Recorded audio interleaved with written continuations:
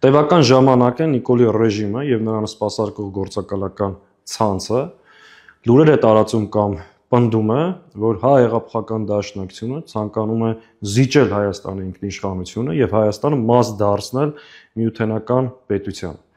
եւ հղում անելով ինչ որ իրենց կողմից հորինված կամ կեղծված փաստաթղթերի։ Սիրելի հայրենակից, երբեք մտքովս չէր անցնի, որ մի օր ստիպված կլինեմ հերքել այս հիմարությունը, բայց հաշվի առնելով այն տեղեկատվական գրոհը, որ տեղի ունենում մեր նկատմամբ, մեկ անգամ եւս պնդում եմ, որ հայ-հեղափոխական դաշնակցության որևէ ժողովում, որևէ տեղ նման քննարկում տեղի չի ունեցել, էլ ուր մնաց որոշում, որ Հայաստանը պետք է մաս դառնա միութենական պետությանը։ Սա այս իշխանությունների կողմից հորինված հերթական ֆեյք եւ կեղտոտ տեղեկատվական գրոհն է, որ տեղի է ունենում մեր նկատմամբ։ Հայ-հեղափոխական դաշնակցությունը իր